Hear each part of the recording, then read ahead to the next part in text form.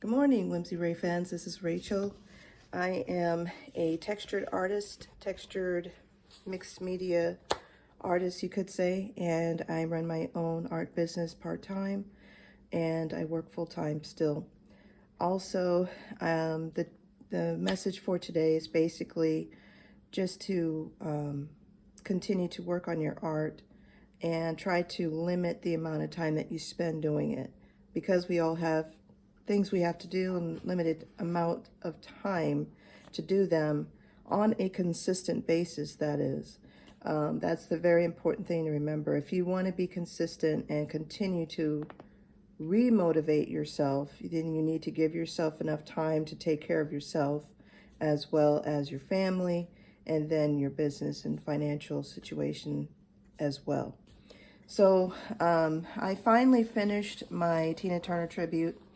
I did some things to really make her pop in this. I wasn't quite satisfied with the look of her from other videos, so I just kind of kept her out and I kind of looked at her and glanced at her.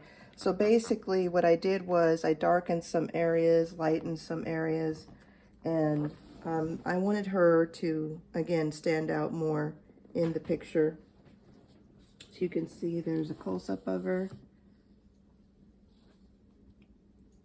I worked on her eyes a little bit more, and I wanted to have a little bit of her face expression really be more predominant in the picture, and I wanted her to be the focal point in the picture. And so I definitely used a little bit of fluorescent green in there, and I also used some bright yellow. I believe it's called cadmium yellow in there, that matches the pour. This was from the mixed pour I did on this picture earlier, I guess towards the end of last week I did this, and I'm sorry about the reflections and different things like that, but she's finally done. I'm satisfied with it now, and the back is done. It has my brand on there, my logo, and it has my signature Whimsy Ray's Artistry tribute to Tina Turner. It has the backing to where it's ready to hang. It's all done now. So this is the final result of the tribute to Tina Turner. I didn't want to change her lip color. I wanted to leave that like it is. And just again, I just kind of emphasized her eyes, and I wanted to make sure that her face was more of the predominant picture. The reason why I colored her skin tone yellow to kind of show and reflect the color of her hair, and because she's a rock star, I liked the movie that she played in Mad Max. So I really liked that punk rock look. At the time was real popular back in the day when I was younger.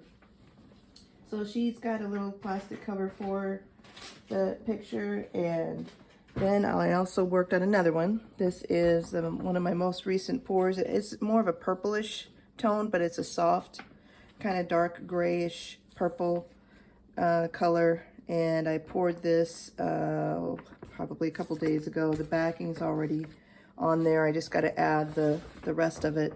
This is a commission piece for a client. They wanted some purple in it, and so I put a soft amount of purple. I didn't want to put a whole lot of purple in there. And of course it did have some cells in it, but they're very vague, which I'm fine with that. I'm really not that big on the cell thing.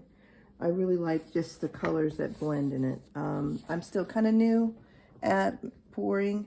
It has some bright blue colors in there. I'm going to try not to cover that, and I like that right there.